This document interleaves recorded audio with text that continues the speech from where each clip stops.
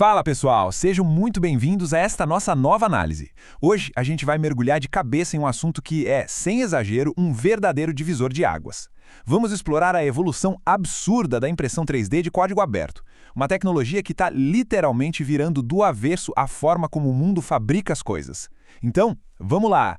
Imagina só se a gente pudesse simplesmente imprimir uma fábrica inteira. Parece loucura, né? Coisa de filme de ficção científica. Mas, acredite ou não, esse é o ponto de partida perfeito para a nossa jornada de hoje pelo mundo da fabricação digital. A gente está falando de ter o poder de uma indústria inteira bem ali, na mesa do escritório, pronta para criar ferramentas, peças de reposição e até outras máquinas. O nosso roteiro de hoje é direto ao ponto. 1. O que é impressão 3D? 2. A fundação com o projeto RepRap. 3. O ecossistema de hardware aberto. 4. O cérebro da máquina, focado em firmwares e fatiadores. E por fim, 5. As vantagens de compartilhar arquivos. Seção 1. O que é impressão 3D?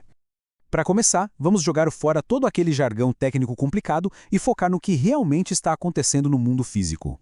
A forma mais comum de impressão 3D que a gente vê por aí é a modelagem por deposição fundida, ou FDM. Para entender de um jeito bem simples, pensa numa daquelas pistolas de cola quente, sabe? Só que totalmente automática e com uma precisão cirúrgica. Basicamente, temos motores que movem um bico super quente para lá e para cá nos eixos, derretendo um fio de plástico e desenhando a peça camada por camada. É literalmente a física e a mecânica trabalhando em harmonia para criar um objeto sólido do absoluto zero. E como é que uma ideia na tela do computador vira uma peça física? Funciona como uma verdadeira receita digital. Primeiro, a gente tem o modelo CAD, que são os nossos ingredientes crus. Aí entra em cena um software chamado fatiador, ou slicer. O papel dele é o preparo, fatiando aquele modelo em centenas de camadas bem fininhas e gerando instruções exatas de movimento. Por último, o firmware atua como o grande chefe de cozinha. Ele lê essas instruções em código e coordena os motores e o calor para entregar o prato final em 3 dimensões. Seção 2. A fundação, projeto RepRap. Mas como foi que essa tecnologia saiu lá dos laboratórios industriais bilionários e veio parar dentro das nossas casas? É aí que a história fica empolgante. Analisando a linha do tempo, a gente nota que, antes de 2005, o mercado era totalmente dominado por sistemas fechados e absurdamente caros. Mas então, algo colossal aconteceu. O lançamento do projeto RepRap. A comunidade decidiu quebrar essas correntes. O grande marco veio em 2008, com a primeira máquina que conseguiu imprimir peças para montar uma cópia de si mesma.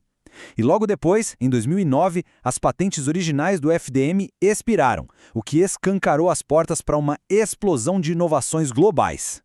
O projeto RepRap foi uma revolução absoluta. A ideia de uma máquina construir a si mesma trai aquela sensação maravilhosa de descobrir um artefato lendário em um filme de ficção científica. Essa filosofia de design aberto e autorreplicação forneceu código genético para praticamente todas as impressoras 3D de mesa que vemos rodando hoje. Seção 3. Ecossistema de hardware aberto. Com esses princípios firmados, vamos dar uma olhada nos gigantes modernos que evoluíram a partir dessas ideias. É vital a gente entender que código aberto não serve apenas para software. O hardware de código aberto é uma filosofia poderosíssima que garante transparência total. Ter acesso aos arquivos CAD estruturais, diagramas elétricos e listas de materiais dá a qualquer pessoa, em qualquer lugar do mundo, o poder de construir, consertar ou melhorar uma máquina sem ficar refém de um único fabricante. E isso ilustra de forma brilhante o ápice do desenvolvimento em comunidade. Projetos como os da Prusa Research viraram padrão ouro de confiabilidade, mantendo hardware e firmware 100% abertos.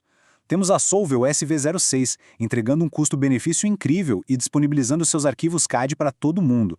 A Lowsbot, que sempre se manteve super fiel às raízes do RepRap.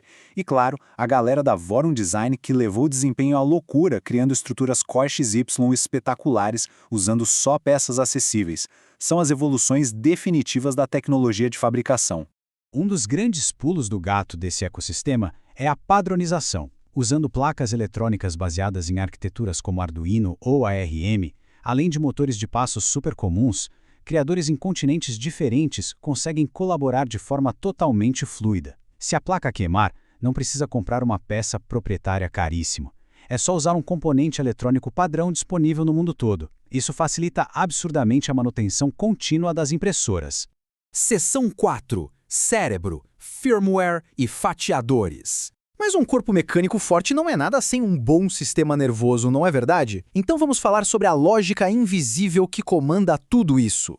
O que é muito interessante de observar é o contraste entre duas abordagens geniais de software. O Marlin é aquele guerreiro clássico, processando todos os cálculos diretamente na placa interna da impressora, de forma super confiável e autossuficiente. O Clipper, por outro lado, introduziu essa arquitetura revolucionária de cérebro dividido. Ele repassa toda a matemática pesada para um computador externo muito mais forte, tipo um Raspberry Pi, e deixa a placa da impressora só com a tarefa de executar pulsos elétricos super rápidos.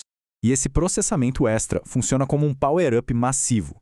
Com o Clipper, recursos avançados como o Input Shaping são ativados, o que antecipa e anula as vibrações mecânicas.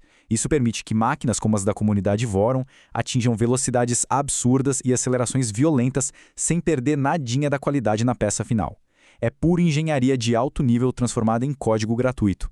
Seção 5. Vantagens de compartilhar arquivos. Agora que a gente já destrinchou a tecnologia, vamos dar um passo atrás e observar o impacto socioeconômico gigantesco de compartilhar todos esses modelos e esquemas livremente. A sociedade moderna frequentemente empurra a gente para uma cultura de consumo descartável. Quebrou? Joga fora, porque o sistema é fechado. Mas a mentalidade da comunidade maker se opõe frontalmente a isso. Os sistemas de hardware aberto defendem com unhas e dentes o direito ao reparo, permitindo que as máquinas sejam mantidas, consertadas e atualizadas indefinidamente. Tem uma citação da Open Source Ecology que bate direto no ponto. Isso efetivamente converte uma sociedade do descarte em uma sanidade ecológica. Quando existe o poder de simplesmente baixar um arquivo, imprimir uma engrenagem nova ou adaptar uma peça, a sustentabilidade sai da teoria e vira uma prática real no nosso dia a dia. E para colocar isso em perspectiva, olha só a diferença nos custos. Há algumas décadas, essas impressoras comerciais não saíam por menos de $20 mil. Mas graças ao esforço incansável dessa comunidade e à pesquisa aberta, os preços despencaram.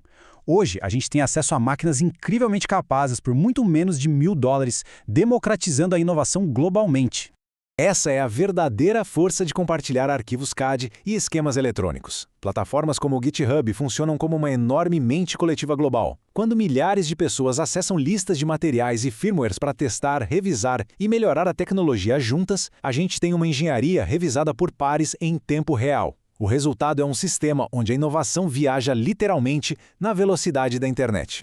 E para encerrar, fica aqui uma provocação para todos nós pensarmos. A impressão 3D de código aberto não é apenas sobre fazer pecinhas de plástico, é sobre devolver os meios de produção para as pessoas. Observar tudo isso é testemunhar a história da manufatura sendo reescrita diante dos nossos olhos. Quando todo mundo tiver o poder de uma fábrica digital na própria mesa, o que a próxima geração vai construir? Fica o convite para continuarmos explorando as possibilidades desse ecossistema maravilhoso. Muito obrigado a quem nos acompanhou nesta análise e até a próxima!